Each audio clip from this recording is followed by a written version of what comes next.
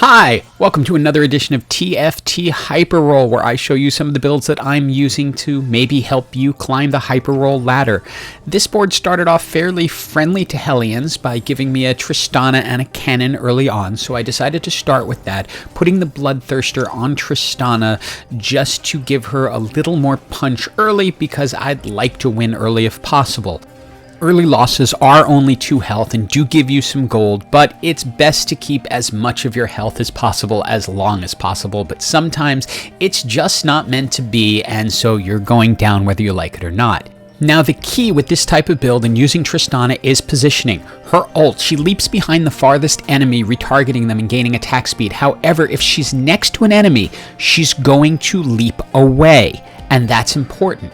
If she's right next to someone, as you'll see in this fight, when someone comes up close to her, she jumps away from them instead of into trouble.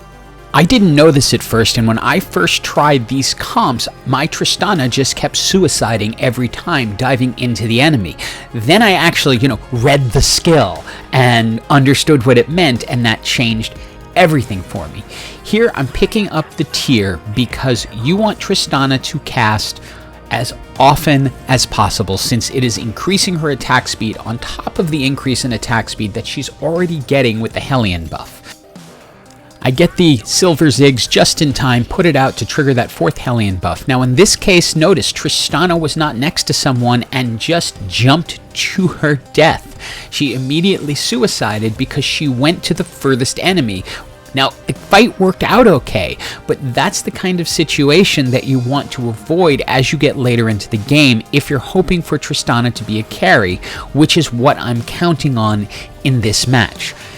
In this case, again, she jumped into trouble because she wasn't positioned perfectly at the beginning.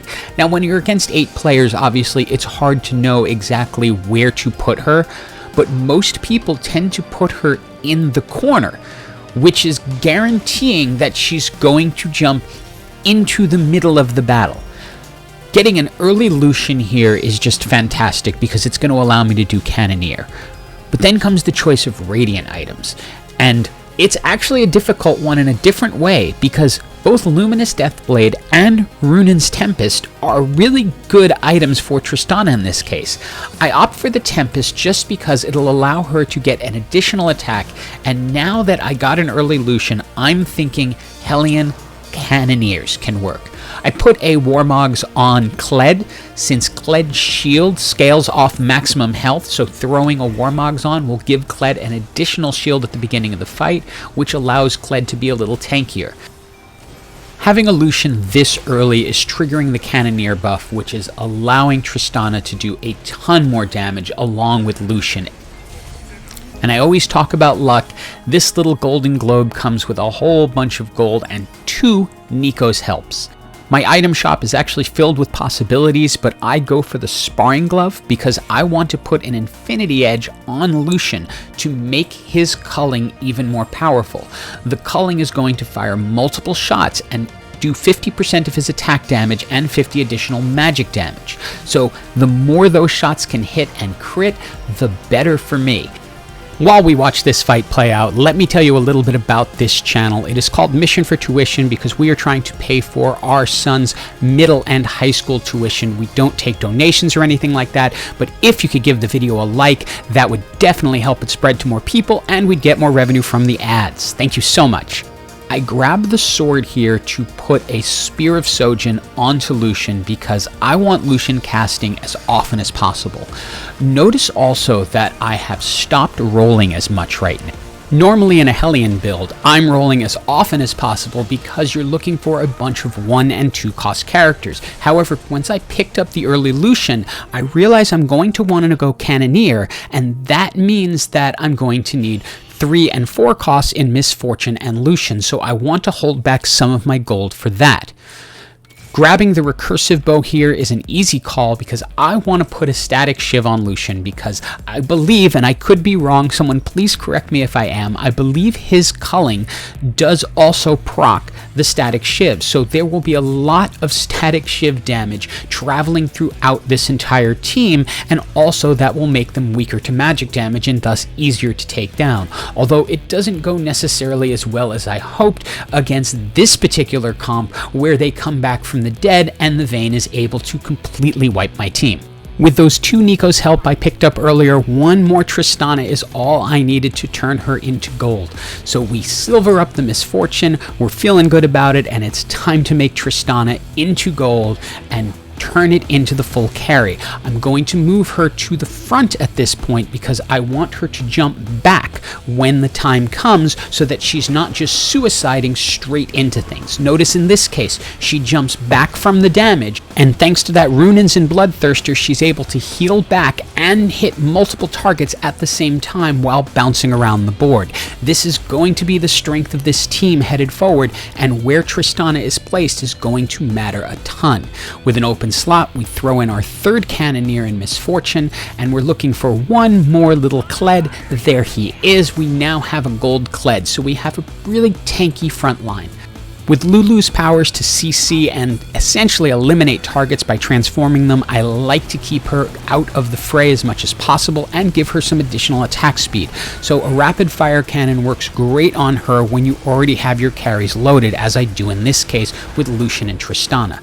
Sadly, although her first leap worked, Tristana's second leap was straight to death, and that pretty much ended any chance in that fight, so I'll have to consider better positioning into the future. It's time to pick up our super special globe item, which turns out to be a recursive bow and a bunch of gold.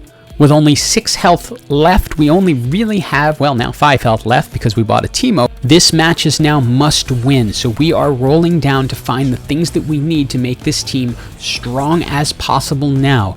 The moment I see a Lucian, I grab it and 2-star it because time is running out and I didn't want to get caught rolling when I should be ready for the next match. I need that Lucian to be as strong as possible so it can take out as much of the team as possible.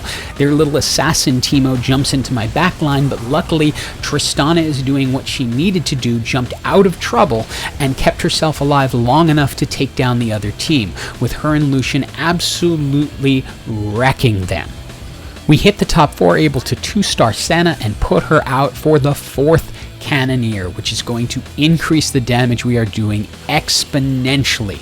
Saving you 20 seconds of watching me roll, I found 1 more Teemo, load him up with whatever items I have left, and Nico's help up to a 2-star silver because I need this team to be strong as possible. Again, we have 1 life left. Right now we're sitting in 4th place, but it's anyone's game because everyone's 1 hit away from death. So I need this team to be strong. Again, luckily, Tristana stays out of trouble, jumping away from the fight, and then is able to do enough damage to take them down fairly quickly. This is looking pretty good at this point. It's down to the very last match. With 1 team left to go, I have to figure out where Tristana is going to be best placed so as to stay out of trouble and jump away.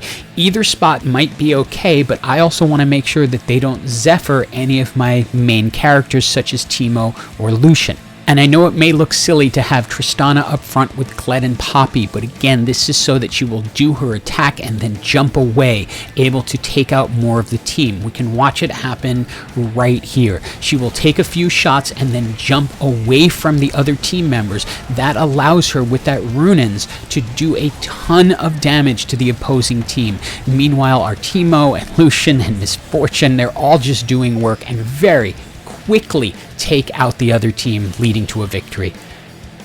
Hope you enjoyed the video and have an absolutely awesome day and fun time playing this build.